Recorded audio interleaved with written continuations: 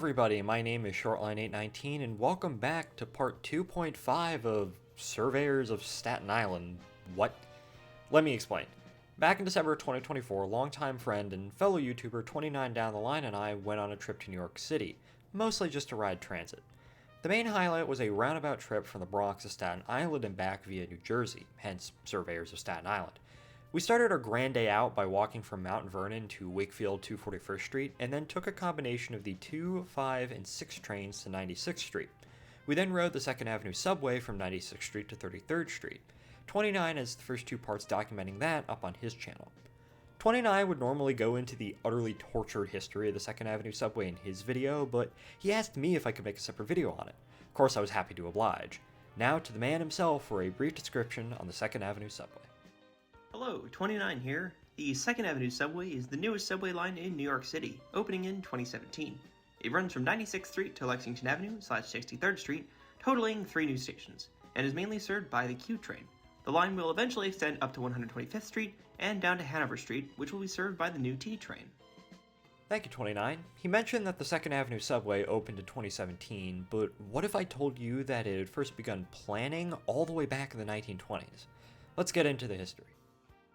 Our story begins all the way back in 1879, when construction commenced on 2nd Avenue's first rapid transit line. Not an electric subway, but a steam-powered elevated line. It opened the following year in 1880, although apparently it was not in the highest state of readiness.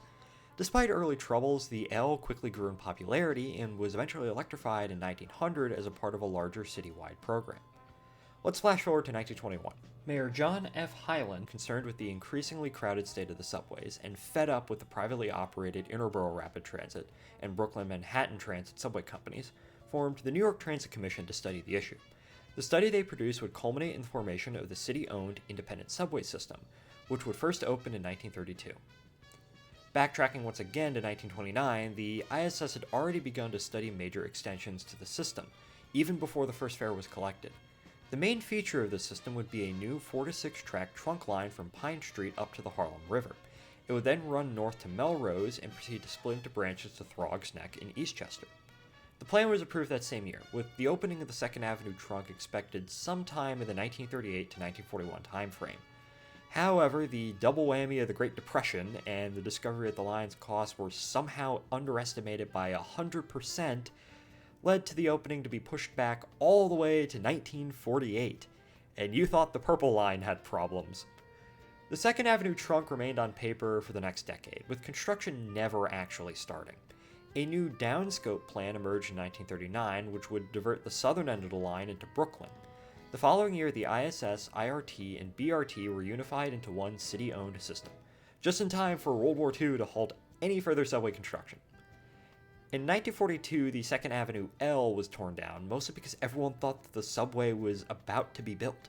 In fact, in 1944, another revision called for a line between 125th Street and 57th Street with connections to other lines. The city was so confident that the line would soon be built that they even started ordering cars for it. These were the R11s, a futuristic stainless steel 10-car order built by Budd.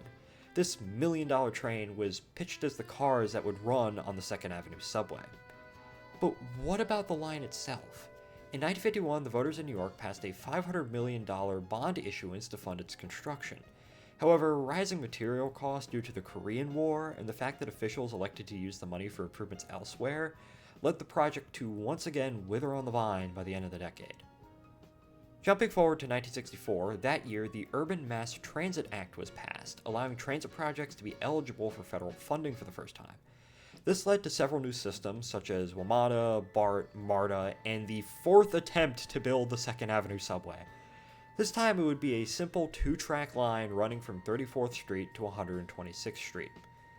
This time, things actually began falling into place. Funding on both the city and federal level was seemingly secured, and in 1972, for the first time ever, construction actually started on the 2nd Avenue subway.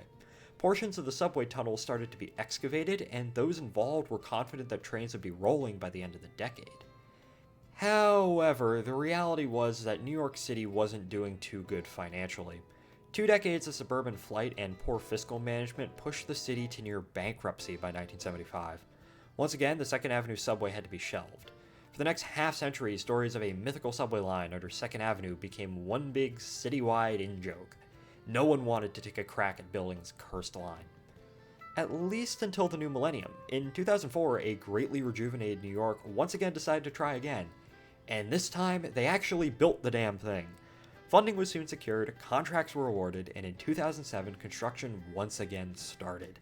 Despite another global financial crisis and a few delays, Phase 1 between 96th Street and Lexington Avenue 63rd Street finally opened in 2017.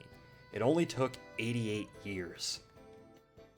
As for the future, in August of 2025, the contracts for Phase 2 between 96th Street and 125th Street were awarded, with construction hopefully starting next year, although there's no official opening date for the subway line by this point. 2 future phases south to Hanover Street are planned to be served by the T-train, but no real commitments have been made to them yet, despite the fact that the project has been placed as a high priority by the federal government. Anyways, this has been a somewhat brief history of the 2nd Avenue subway. This was a bit of a strange video for me to make since the New York City subway is a bit out of my normal wheelhouse. But it was fun regardless. If there are any issues you have with the video, if I got anything wrong, or you just want to comment and elaborate on it, please comment below.